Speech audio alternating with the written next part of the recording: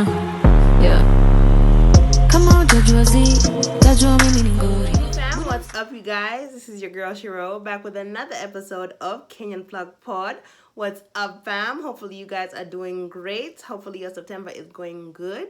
And we're getting closer and closer to that victory lap. So, please, I'm hoping that you guys still have your vision in line, in order, bado mmejipanga before, because honestly, like, it's real. So time is ticking, and I'm hoping that you guys are chasing that vision. Okay, you chase the bag, you chase women, you chase men, but how about chasing that vision? Okay, so we have to chase the vision all the way until the victory lap. So hopefully you guys are still on that.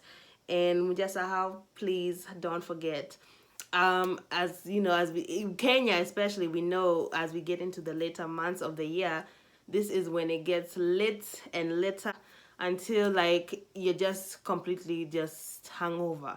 So don't forget that before the lituation, there are still victories that you have to conquer. So please make sure you're still chasing that victory bag. As for me, I just want to say thank you guys for listening, sharing, and being with me when I drop on Thursdays, when I drop on Mondays, whenever I drop, you guys are always with me. So thank you guys always for tuning in. So last week was, last episode anyways, so the 19th was my year anniversary, and guys, I must say, like, honestly, like, watching the transitions that have happened, not only with just me, but with the guests that I've had on this show, the people that I've been looking at, the people that have been supporting me since I started, and kila mtu amefanya like a lot of work. Kazi, like, I've been very impressed by what I've been seeing, because we are all working hard. Content creation is at an all-time high, from states to Kenya, like, but especially let's be proud of what Kenya and Africa is doing in content creation wise.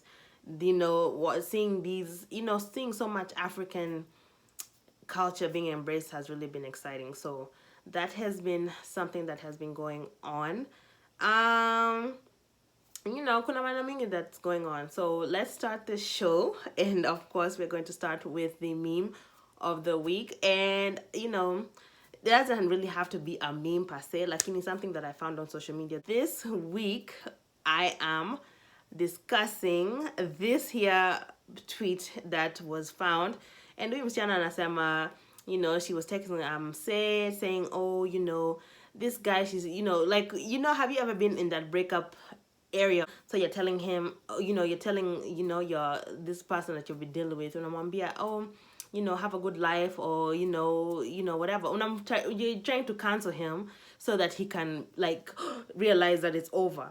So Mseki realizes it's over, so you're like, oh, he's gonna come back for me, he's going to want me back because I'm putting my foot down, I'm making it final, so unamwambia ati have a good life. So unangojea hapo tu, unamngojea, lakini anakupatia grade ticks. Anakupatia grade ticks, hakuna kid, they leave you on red. And it's him that's in the wrong, lakini you're still left on red. So just learning kalikula your L. So kukulishwa L, is something that you can avoid, actually, because kama vitu kama hiyo saizo kujisikia, or feeling like unaweza patia msee ultimatum, whether the guy's in the wrong, whether the guy's in the right, ijalishi, because it doesn't matter, because wase wanajuanga if they want to be with you. And we've discussed this on previous episodes, lakini I am a firm believer that guys know from a very early stage of meeting you whether they see a long distance with you.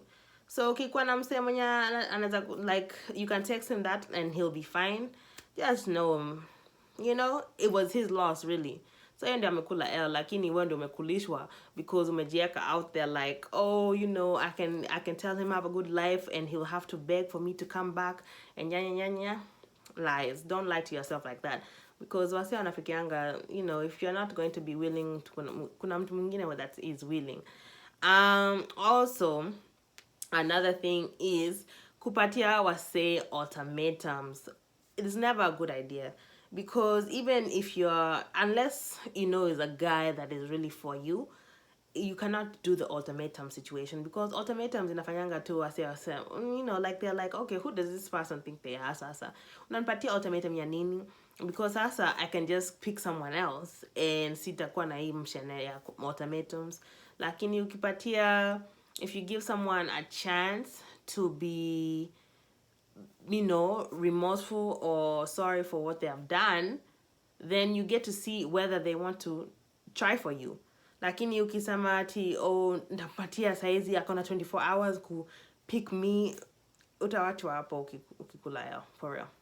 So just don't play yourself, please, because we have too many ways of knowing whether a guy is into you, knowing whether a girl is into you. We have so many ways of seeing these things.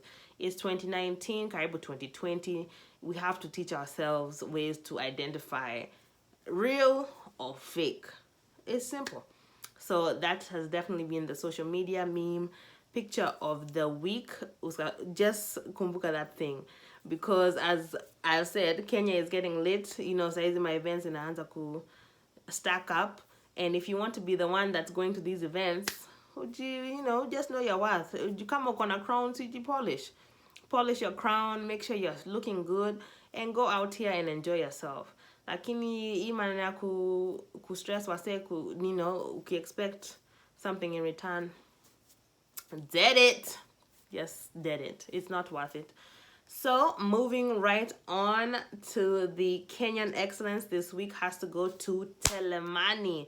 Telehmani is a businessman that is on the way to being a mogul, especially in the entertainment field. So akona Milan. Inspiration for Milan was a sport where we could mix cultures and just have everybody come in and sort of just have a good time, have some really, really great food.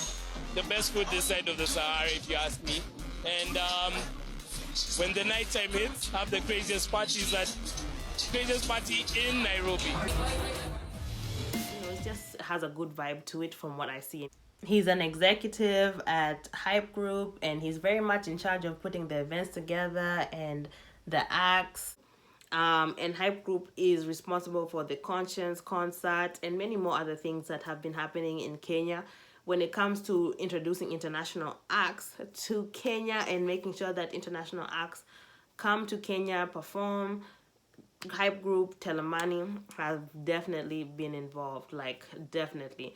The Conscience concert was a definite hit from what I've saw as Twitter reacted, and all of the Kenyans that I have spoken to that were there seem to have enjoyed themselves. Always a win when we are inviting international acts to Kenya and they're having a good time, and then they tell their friends and their friends come.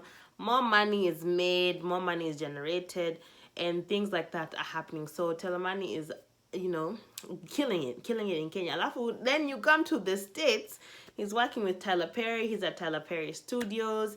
He's making sure Kenya is represented in the new creative realm that Tyler Perry is getting into. And it's just exciting. It's exciting because, it's opportunity. And opportunity is always exciting. So Kenya having more and more opportunities being open to, Kenyans is always a blessing. So Telehmani has been killing it. And shout out to that. Shout out to that Kenyan excellence, especially when the guy is about to get bigger and bigger and you're going to be like, oh, I heard it on the Kenyan plug. Yes, you did. Because Msee is about to blow. He's about to blow. Alafu, he's throwing this epic, it looks epic already. It looks like an epic New Year's Eve party. You're talking about kuna Mombasa. Kuna 2 locations, kwanza. That's how you know. Kuna Mombasa, kuna Nairobi. So you pick which location you want to be at, and it seems like an epic event. And if I could be there, I would be there, because that's one of those things that they're going down in history. And kuna wase hapa kama, kuna Sway in the Morning, which is a well-known, radio personality. He's talking about going to Johannesburg, or he's talking about going to Lagos for New Year's Eve, or just for New Year's, to spend the New Year's there. So imagine if by 2020 everyone is like, I'm going to Kenya for New Year's based off of last year's party, the one that Telehmani hosted. I have to be there. I have to be at that event. So imagine the snowball effect that it can cause. So I'm rooting for Telehmani. I'm rooting for everything that he's about to do to just go crazy, because once Kenya's on the map, Evio, it will be unstoppable. Especially if we start getting international recognition, in the sense of like people wanting to party in Kenya, people wanting to be in Kenya, people having a good time in Kenya. It ups the revenue and allows people to have more jobs in that kind of field of organizing parties, artistry, entertainment, PR. It opens up so many possibilities. So I'm really rooting for Telehmani to get this ball on the roll. And yeah, there's so many opportunities there. So I'm excited. And as I enter the topic of the week, it has to be about persistence, because I don't think anyone has been tested more than me as of late. I'm talking about down to just releasing podcasts. Imekuwa ngumu sana. It has been so hard to release these podcasts. I don't even know what is happening. Either I'm speaking too much truth, or either I'm on the brink of something. You know, I must be on the brink of something. Like, I must be right there, almost about to discover like gold almost, or something, because the way nini maisha imekuwa, like the way life has been, it has been testing me, it has been trying me, it has been beating me up, and I don't even know, but in a sense of resistance, everything I do is like some kind of resistance, like against it. So saizi too, we just recorded such an amazing podcast, naenda kusikiliza, and it's like a flat line. Hata hakuna wavelength at all. There's no sound at all. So nasema, this whole time, this conversation that we just had, ilikuwa so amazing. Alafu sasa unataka kusema ati the mic didn't work. Vitu kama hiyo, hata it doesn't even make sense. These are things that don't even make sense that are happening. But it's all good, because at the end of the day, I win. I'm going to win. And that's what it is, you know. But I just hope that people don't think Atishiro is a slacker, or sure she's trying to siju kufanya maneno mengine, because it seems like every time I try to do something, it doesn't want to work out according to my plan. Getting to 1 year was already something that wasn't supposed to even happen, I'm guessing. So for me to make it to 1 year, to still be flourishing, to still be making connections, to still be talking to people, to network with people, still people telling me, oh, I just discovered your podcast, and all of those things. It's exciting, it's happening, and it won't be stopped. Lakini, let me tell you guys, I have moments where I'm just like, forget it. Just forget it. Like, there's no reason why I should have to record 3 times for me to finally get an episode out. There's no reason why I should be having to do this, and this to be getting something done. But nikijambia hivyo, if I start telling myself, oh, you know, give up, or, you know, sangine, you just have to take the L. No, I'm not doing that. I'm not eating L's for breakfast, for lunch, for dinner. Me, I'm not taking any L's. Not L's, they won't bring me down. But I have to fight against my own self majority of the time, because I can do it. I can try again. But kujiambia try again in itself is a challenge. To actively try again is a challenge, because you don't want to. Okay, when you're constantly being knocked down, you're like, F it, man. For sure, like, F it. Like, forget it. Stacky, I don't even want to. For real. Like, I don't even want to. But, you know, if I give up on myself, I'm going to give up on my vision. I'm going to give up on my dreams. I'm going to give up on everything that I worked hard for, everything that I care about, you know, past whatever, you know, I can get out of it in this form of monetization. I'm talking about purposely, impact, and all of those things. Those are the things that matter to me more than anything else. And I've stated that on the show a couple of different times. You know, I care about being able to impact people and being able to help people, but the fight is real. Like, there's a resistance legit against me and everything that I'm trying to do. Kuna kitu inajaribu kuni bounce back, kuni push hivi. Every time nikienda forward, in kitu inani push, alafu sasa unajipata in a place where like, man, you know, for a couple of days nataka tu rest, nataka tu like, let me brush my shoulders, let me pick myself up, let me organize, because nimepigwa hivi. Now your pushback, that pushback is real. So you just have to keep fighting. You have to keep fighting. You have to tell yourself, this vision, this plan, this thing that I'm working for is bigger than me. It's bigger than some likes. It's bigger than some shares. It's more about connecting with the people in a way that they feel like, wow, I really found someone that understands me. I found someone that gets me. I found someone that understands my struggle, whatever struggle I'm currently going through. Someone is there for me to at least make some kind of sense out of it, or at least just let me know I'm not by myself. And that's what I'm here to do all the time. So just remember that you're not alone. Okay, when you're going through things consistently, when you're going through new BS consistently, ujue tu you're not alone. You're not alone, because kuna maneno ingine that you're just going to have to work harder to get to. You're just going to have to work harder to reach the promises that you want, the things that you see, the visions, the plans, the goals, everything that you have mapped out for yourself. You have to also, as you map that thing out, you have to say, okay, I'm going to get a tax here. I'm going to get a tax here. And for me, I have to remind myself to keep fighting again and again and again. That's one time I was just thinking to myself, nikasema, you know, I started questioning the word can't. You know, nikaanza kusema, what does can't really mean? Of course, cannot.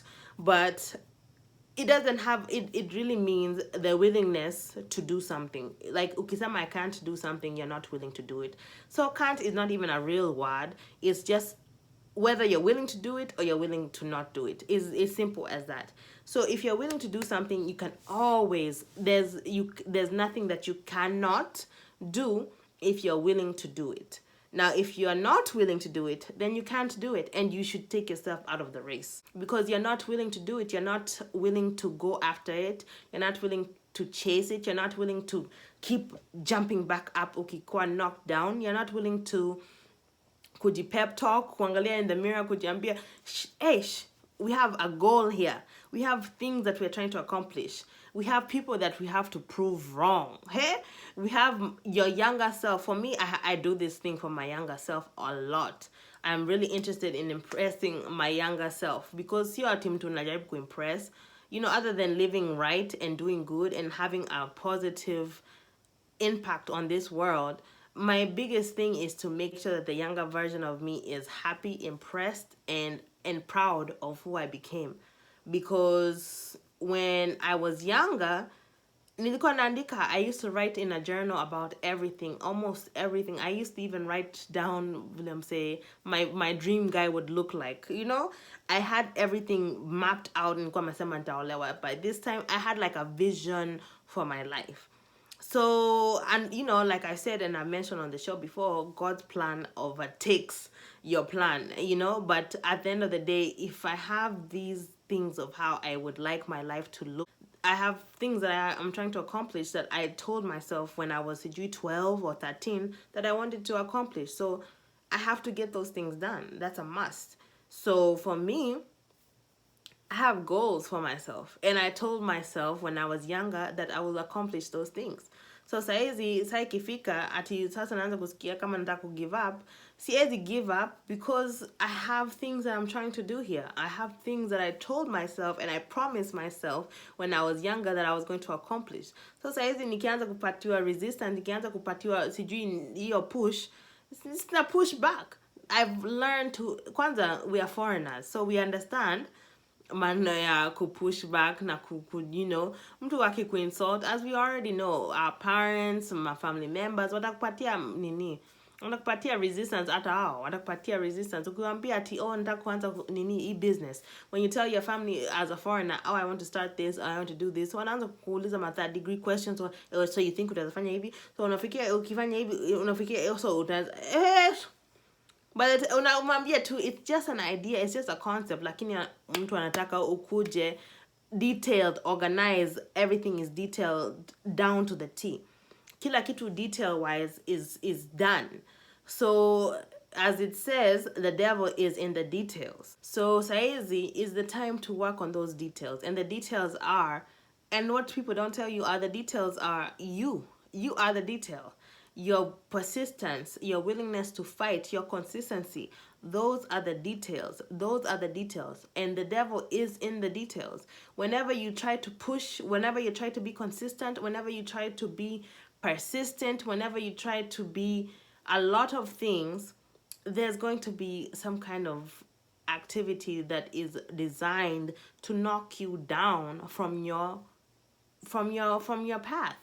And you have to say, nah, you can't have me. You cannot have me. You cannot knock me down. You cannot beat me up. You cannot, none of that stuff is going to happen, because I'm not willing to let myself be under attack anymore. I'm going to keep fighting, and the details are going to be, I'm going to make sure my details are correct. Nikiona team. So my bigger plan, of course, we want to see the big picture. Sawa, see the big picture. Lakini uandike down, you have to write down the details of that plan, so that mtu akijaribu go knock down from this angle, from this angle, from this angle, you're ready. Una atisa kusema, oh, I wasn't prepared for this, I wasn't prepared for that. You are prepared for everything, because the main thing, the only way to prepare yourself is to say, I am willing to do it, I'm going to be persistent in it, and I'm going to be consistent in it. So ukisema I'm consistent, ukijiambia I'm consistent, ukijiambia I believe in what I'm doing, I have a purpose in what I'm doing is meaningful, utaanza kusikia hiyo maneno ya kusikia ati I can't do it, I'm just so tired of trying, it just seems like it's not working, there's nothing I can do to make this thing work, I've tried all things, I've done everything I can think of, it just seems like it doesn't want to work. Manze, I've been there too. I'm currently in it. Lakini nimesema sitaki. I don't want to go out that way. This one, it can't take me out. It's not going to take me out. I've been through my fair share of things in my life. And says it's not the time for me to give up. Actually, it's the time for me to work harder. Because says if you give up, alafu Kenya nataka iko hapa tu.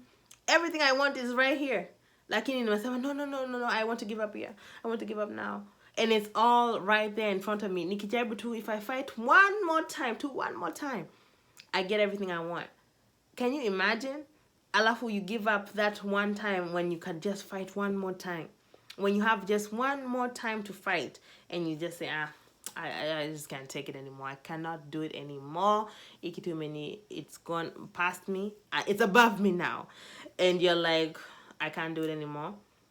And then you just have to think about it. You have to think like you're so close. Then you give up. And then you're like, you give up and you let people see it, and you let other people see you giving up, and watu wako ready sana kwa simu tu wanagojea the day that Shiro gives up, mtu wako kwa simu, CNN, hey, hello CNN, I would like to report breaking news, Shiro has given up. No, you cannot have that news from me. You will never get that phone call. You will never get that satisfaction to say Atishiro gave up. Sorry, I'm never giving up. That's the thing. I will never give up. I am persistent. I am chasing something that if I explained it to someone else when I'm crazy, if I explained it to, if I try to divide my responsibilities with somebody else when somebody too much, they will say it's too much. And that's the thing. I'm not trying to divide my responsibilities. I'm not trying to give anybody else my chances. I'm not trying to give anybody else my opportunity. I'm not trying to, leave. I'm not trying to open my lane up to anyone else. Ini yangu peke yangu. This is my lane. This is my thing. I'm going after my thing. What I've been chasing and what I promised myself when I was younger, I have to achieve those things. Otherwise, I let that person down. And the worst thing you can do is lie to yourself and let yourself down. And show yourself that all the potential that you thought you had was all an illusion. Even the worst thing you can do to yourself. Don't let yourself be an illusion. Don't let your life and your life goals and your life plans be an illusion. Make those things a reality. Make those things something that you're chasing, something that you really want. Because watu kama Telehmani and other people that are successful and other people that are chasing something, and trying to make things happen. To get even to the places that people are at now, Imagine how many no's, how many kickbacks, how many resistance, how many things that they had to go through. See, they had to go through so many things. They had to go through so many things to get to where they're at. Nothing happens overnight. Success is not overnight. Saizi kila mtu anaongea mana what's happening in Kenya or what's happening. A lot of people are talking now. But kumbuka, msee mwenye alianza kitambo. This is not something new. You see mtu mpya. This is someone that has been happy, that's been doing this thing for a while. And saizi tu ndio ameanza kupata the recognition that he actually deserves, because he has Tyler Perry behind him, he has a Conscience concert behind him, and he has so many other things, like on a restaurant. Sasa saizi watu wanaanza kufungua macho wakasema, oh wow, this man is really doing something. Kumbe msee alikuwa amefanya kazi kutoka kitambo. He's been doing this. He's been trying to get something done in Kenya for a while. And he's been successful. Lakini it's not at the magnitude that watu wanataka kuona. Not at the magnitude that people want it to be at. So when you finally so basically that means that you're doing it for you. You're doing it for you first. Once you see the results that you can bring to the table, that's when you fuel yourself again to do more and to do more and to do more paka you reach your cap. Lakini utawai reach cap ukianza kusema, I can't do this. Hakuna mtu ananipatia praise. There's no recognition. Hakuna mtu anasema ati congratulations. No one is patting me on the back. No one is telling me good job. Hakuna mtu atakwambia good job. Matter of fact, you're fighting. Matter of fact, you are fighting every single day just to get to that position. Just to get to that possibility of saying, oh wow, Kenyan excellence goes to Telehmani. Kenyan excellence goes to Shiro. To get to that place, you have to fight. You have to fight. I'm sure of it. If I had the possibility of talking to that mse saizi, akaniambia, for me to get to this place, I had to fight. I had to reorganize my details. I had to take a magnifying glass to my details to make sure kuna possibilities of kuchanganishwa na failure. You know, there's no possibilities of me being mixed up in failure, because I am working even down to the details to make sure this thing is correct. This thing is executed correctly. That's what it's about. Being persistent enough to know that I have to fight for the top position, for the top seat, for the throne. There's going to be a fight. There's going to be a consistent fight, because there's going to be a consistent attack. And you have to do something with this here, which is your mental, and allow yourself to remember who you are, what you're about, what you promised yourself when you got into creating and got into trying, and when you had that idea, when you had that dream, when you had that vision. Remember those feelings that you had. And that's why meditation is such a big thing, because ukianza ku meditate, ukianza kujipatia room to go back, when you start giving yourself room to go back to the moment when you discovered something or when you felt something, you give yourself that you re-energize yourself. You give yourself a boost of energy, a boost of confidence to say, yeah, you know, there was a time when I was thinking this thing and I saw this thing to happen. Now it's time for me to go get it. It's time for me to go get it. And that's why meditation really does something great, because inakupatia that sense of calmness that allows you to remember who you are. And that's why it's a practice that has to be done often, because imagine you giving up and you're so close to that moment of wow, like, hey, nimefika. Imagine ukijaribu kusema, oh, nimechoka, siwezi fanya, I cannot do it anymore. Ukijiambia hapo ati nimechoka, si utachoka. People will leave you. Utawachwa, utakaa tu like mtu anakuangalia tu. That person, si alikuwa na potential. Si akaanza kusema can't. Haizi fanya hivi, haizi fanya hii, ameshindwa na hii, kila kitu imemshinda, maisha imemshinda. Maisha, you don't let life defeat you. Remember, you're equipped. Remember that you have so much that you can do. Remember that you can create everything, your happiness, you can create your joy, you can create your life, you can learn what you want to learn, you can use your own wisdom to navigate through your life, you can use your own energy to blaze your path. But ukianza kuchanganishwa na other people's energy, and you're starting to allow defeat, and you're starting to allow watu wakisema hiyo kitu inakaa ngumu, you know, when people start telling you, oh, that looks so hard, it seems like so much work, alafu unaanza kuabsorb, unaanza kumanifest, you start to manifest that thing, you start to feel that thing, and you start telling yourself, hey, it does look hard, man, and it does seem like a hard task to do, so I don't feel like doing it anymore, or maybe I should just sleep, or maybe I should just drink, or maybe I should just this, or maybe I should just that in the place of it. Nasamanga, nitakuja tupaka kesho, I'll just do it tomorrow, or I'll just do it next time. It's laziness. It's laziness. Laziness is details, okay? Mtu akijaribu kukwambia you have to do this and that, the detail is, I am going to be willing to do it. I'm not going to be lazy. I'm going to pick myself up and I'm going to do this thing. Those are the details. Of course, I want this thing. I want the bag. I want the money. I want that. I want the success. I want the impact. I want the ability to do this, this, and this. Savior. That's what you want. That's the big picture. Like me and the big picture, what separates me and the big picture? The details. So make sure you're working on those details to say, I can do this, I can do this, I can do this, I can do this. Paka ufike hapo, the big picture.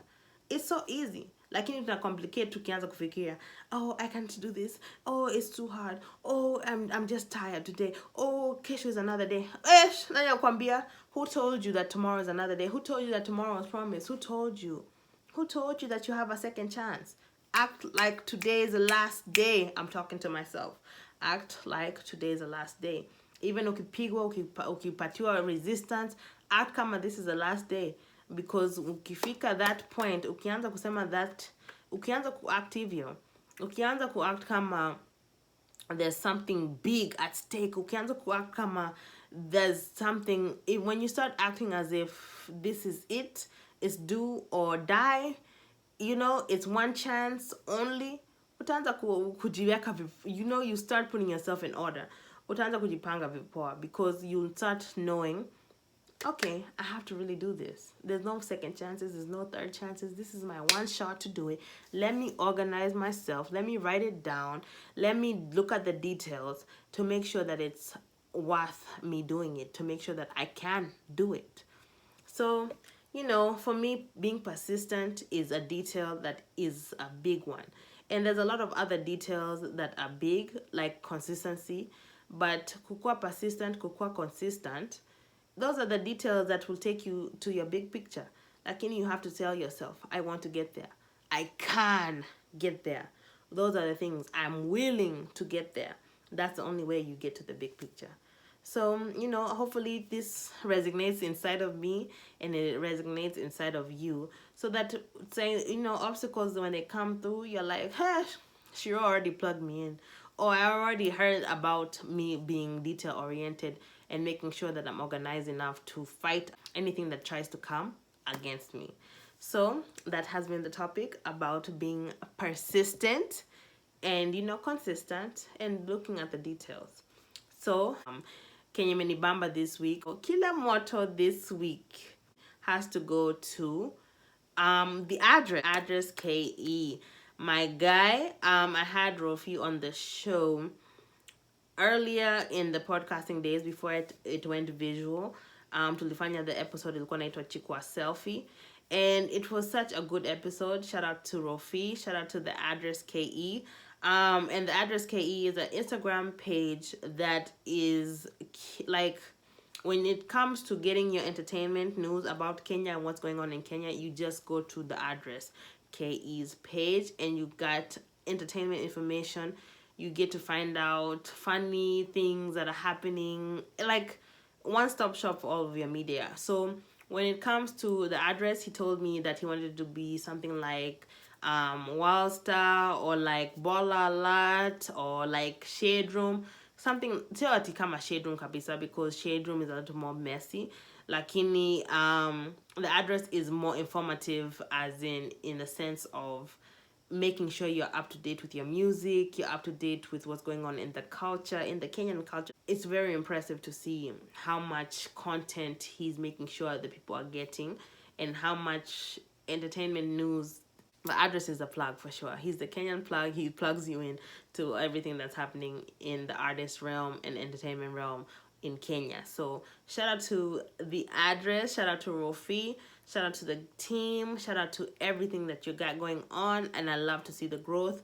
I love to see the growth from when we did that conversation, when we did chukua selfie to now. I'm saying I'm a grow. I'm saying it's getting better, and wasani wanaendelea ku elevate. So I'm really excited about that elevation. So yeah, jumping into the Noma of this week, it is such unfortunate news, and it is about the alarming rate of suicide that is happening in Kenya. Like, earlier in the episodes, I talked about the suicide rates in Kenyan. Kenyan men have been top of the suicide rates, but as of lately we have been noticing that young youth, like the youth kabisa, like young children, teenagers, preteens, they have been going and committing suicide at a high rate. And for this instance, it was a young lady who decided to spend the night at her friend's house. She did not ask her parents for permission. So when she got back home, she got reprimanded for it. So she got beaten. Unajua kuchapwa, like, especially when you do something that you're not supposed to do, and your parents expect you to be home. Kwanza wanashindwa uko wapi. Utachapwa in a way that you're going to remember. Lakini, that's something that we all have been through. Lakini, for this instance, it went left kabisa. So this young lady, she locked herself in her room. She locked herself in there for the whole day. And so the dad was like, you're not going to be locking yourself in the room the whole day. So akajaribu knock, no response. So the dad, he kicked down the door, and to find his daughter hanging, she hung herself and committed suicide, and that is craziness. But you don't know the context, kabla, what happened. You don't know what happened to her for her to go to her friend's house and not ask for permission. You don't know what had possessed her to do those things. Where's the jua? So, like, you can't say it was her wronging, it was her doing. Where's the man? You can't say anything because you don't really know what the story is, kabisa. The main thing for me ni that suicide is becoming too much of the first option. That is the issue for me. Kuona ti suicide ndio the first option, inafanya mtu asikie uchungu sana. It makes my heart feel heavy and sad, because as we were growing up, of course we got, ukifanya kitu mbaya utachapwa, utapatiwa remembering whooping, utapatiwa whooping, utakumbuka kabisa, paka ma double bells, unachapwa na bells mbili, unachapwa, unapatiwa, unapinchiwa paka unakumbuka vile twist ilikuwa, vile mkono ili twist hivi, like you remember the beating. That is how we grew up. Paka teacher anaanza kuchapa, so many things. There's so many things because we come from a culture that is accepting and very vocal about whooping your kids. So sio ati kitu mupya, but Africa and African descendants, we are very used to be hard, be strong. Emotions you show them sometimes. Sio ati maneno ya kuonesha emotions kila saa. That's not something that we are into, emotions sana. So when you see the Western culture and emotions are accepted, there's so many there's so many questions about your emotion. There's so many things that are needed to know about your emotions in America and like countries. But Africa, emotions sio kitu that we take a big look into.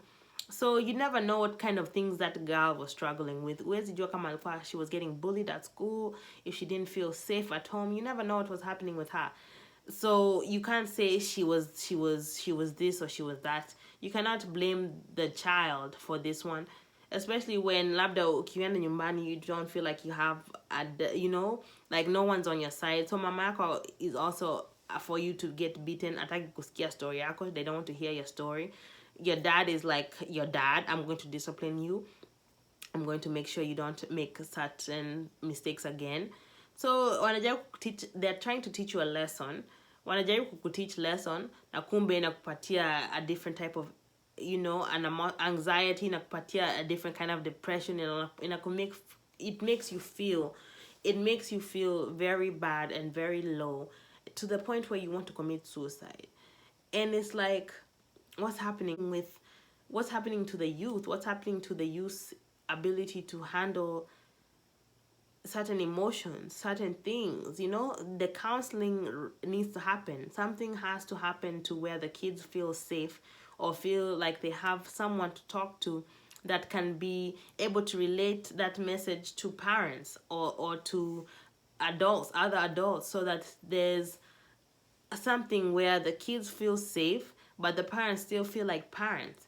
Something has to happen, because this suicide situation is just ridiculous. It's at an alarming rate.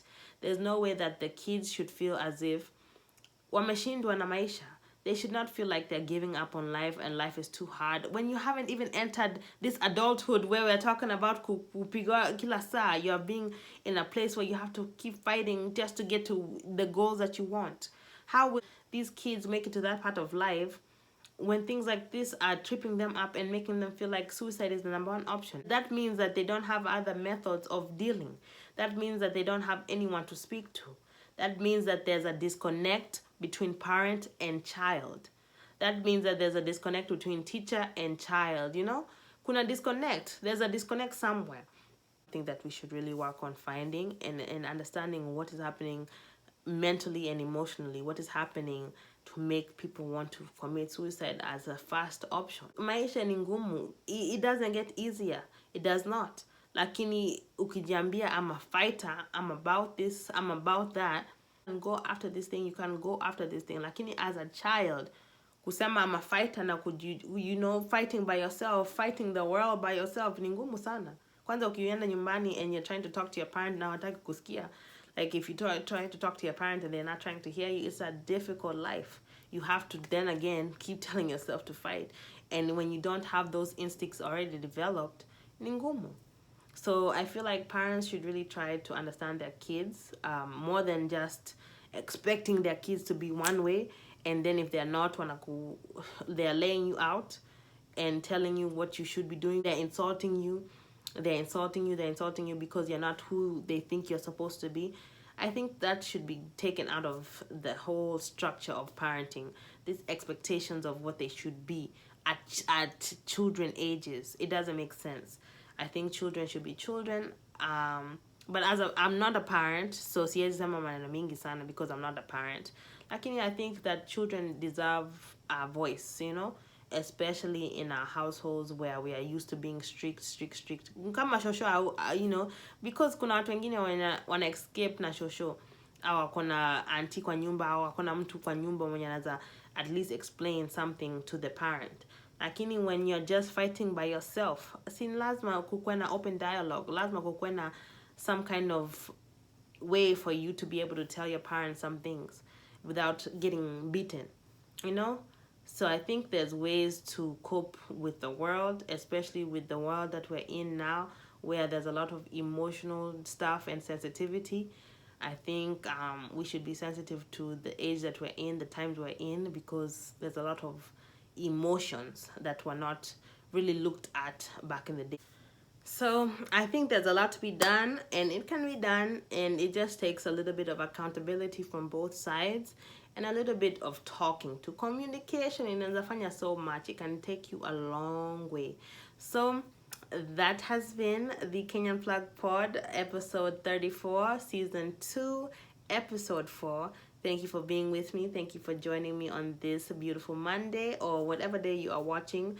And I will be back with another episode on Monday. Thank you guys as always. Hopefully you enjoyed. Let me know. Subscribe, comment below, and tell your friends to tell a friend that the plug has sent you. Thank you. Put my hand to this, thank you to all you listen. I still have a lot to say, I'm just getting started. 254, we on the way.